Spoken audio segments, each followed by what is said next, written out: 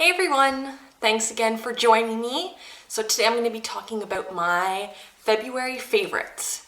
So for me, what I want to do is sort of something different from other February favorites that I usually see on YouTube, is not strictly stick to favorite makeup things or hair product things or stuff like that.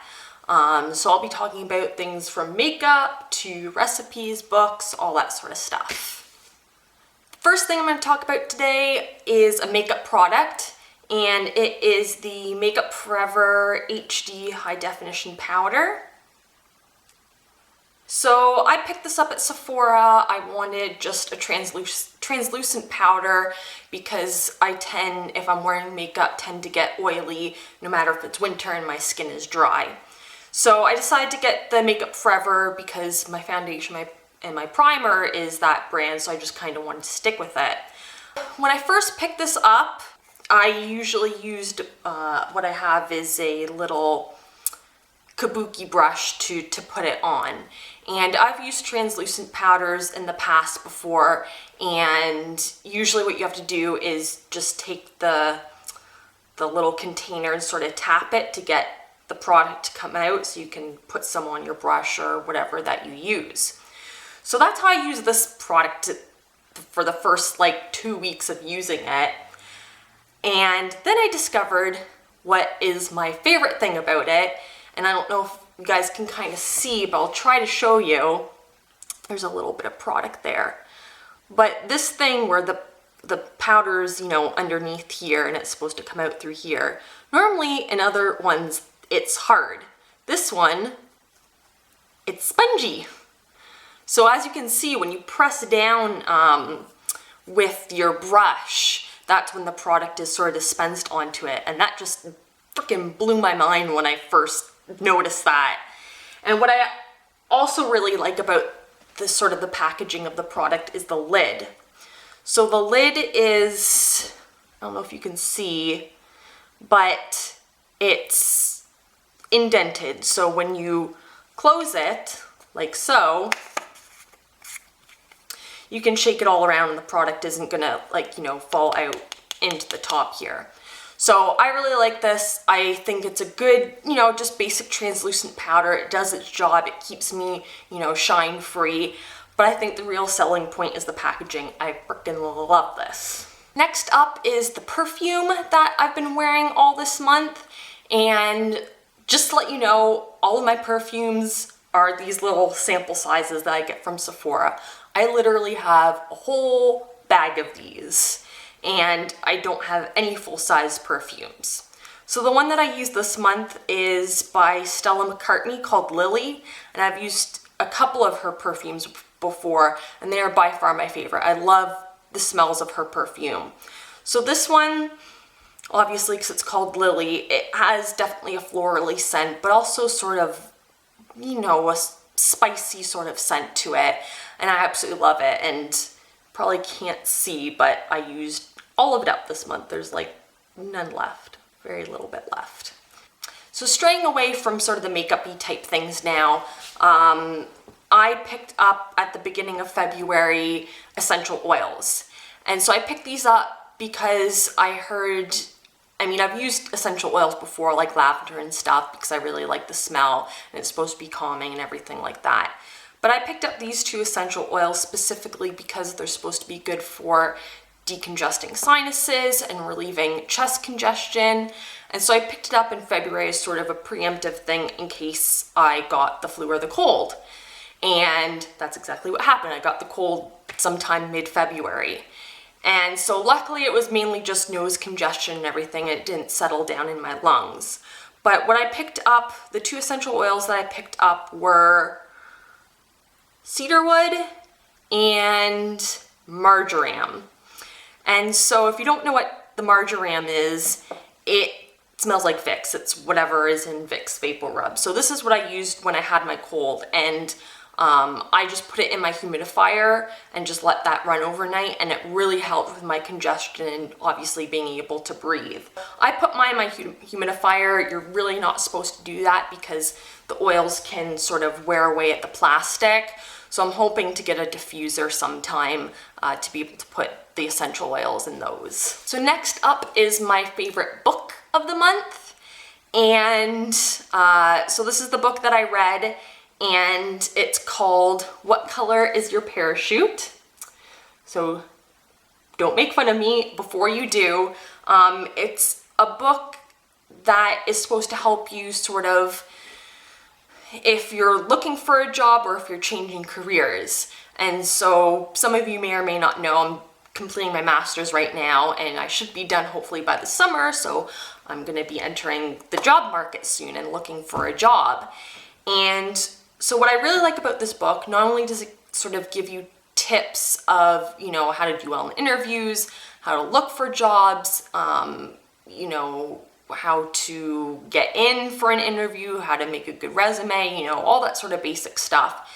What I really like about this book is it also makes you do a bunch of exercises that help you sort of figure out what you're good at, what your skills are, what you're looking for a job, and just gives you a better idea when you go out looking for a job what to look for. And so you're not just, you know, say applying for a job application, getting the interview, and then being offered the job and taking it right away. It sort of helps you think critically, like, you know, would I be happy at this job? Does it seem like a good environment? Is the workload, you know, good? Am I given enough responsibility? Am I giving too much responsibility? So I'll just kind of show you here what all the exercise and everything sort of lead to. It helps you fill out this flower chart here. And so you fill out its petals. I know this seems really kind of like hippy-dippy-ish, but it really helps sort of clarify the things that you're good at and the things that you want from a job. So just sort of the things that you fill out are, you know, my preferred kinds of people to work with. So for me, I put down self-motivators, someone who has great management skills, realistic standards for work goals, is organized, and people who go above and beyond what is expected. And then you can fill out other things like what your transferable skills are, which is really important, especially when you're going into an interview, to know what your transferable skills are. You know, say if you don't have specific experience in the job that you're going into, but you may have skills that you've acquired somewhere else that can sort of be transferred into this job as well. Other things, you know, favorite working conditions, your preferred places to live, salary range, your preferred salary range, level of responsibility that you would like, a whole bunch of things that sort of just clarify and solidify the type of job that you would want and the type of job that you would be good at. All right, lastly is my favorite recipe of the month, and this month is a baked potato recipe that I found in this All Recipes magazine. And this All Recipes magazine is my favorite. They release a new issue every 2 months, and obviously, if you don't recognize the name, All Recipes is a website, allrecipes.com, which I had used before I even found out about this magazine. The recipe that I used was this baked potato recipe right here, and it's the twice baked potato, and it was de-frickin-licious. It's obviously, you know, not light on the calories. The recipe calls to use for sour cream. I used Greek yogurt instead, and it still tasted really good. But it was a delicious recipe. Both me and my mom really liked it. And if you're looking for, you know, a new recipe to try out, it's really easy. You know, you just put the baked potato in the oven, and then once it's done, you take out all the innards and mix it in with the green onions, sour cream or Greek yogurt, and cheese and all that sort of good stuff. If you're interested as well, you can find a bunch of these recipes, like I said, online at allrecipes.com. I prefer the magazine just because it's a good layout, and what they do is with each of the recipes, they'll say the calories that are in it, the fat, and it'll give sort of tips from other users, and it gives the ratings too. I don't know if I can show you here, but it'll give you the ratings that the recipe got as well. And they usually put obviously all good ratings and rated recipes in here. Bah! So as you can see, change clothes here a little bit just to show you my last favorite of the month, and it's a clothing item that you see here, this blazer. So this is a blazer that I got from RW & Co. They were having a 30% off sale on blazers, so I decided to pick it up. And I've been looking for a blazer for a long time. And so this is my favorite because I really like the detailing on it.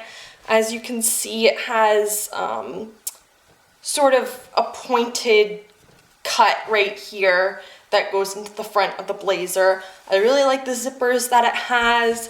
As you can see, it has it on the sleeves too. And overall, it's just a really well fitting and made blazer. You know, it cuts, it has obviously a very feminine cut to it. It cuts along the sides right here, and it's just a really nice, you know, dark navy blue color, and I just love it. I fell in love with it. So if you want to, I'm not sure if RW & Co is still having the blazer sale, but if you want, you can go take a look to see if they are.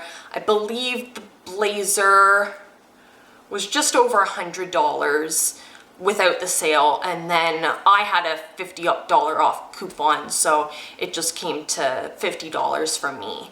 So if you like it, I think, you know, they should at least still have it in stock. So that's it for today. Those are all my monthly favorites for February. If you guys have any monthly favorites that you really liked, let me know down below. And again, if you like this video, if you like me, please subscribe to my channel. Leave me comments down below of other videos that you would like to see. I want to hear, you know, what you guys want to see and everything. And again, thank you for watching. It means a lot to me, and I hope to see you guys again next week. Bye.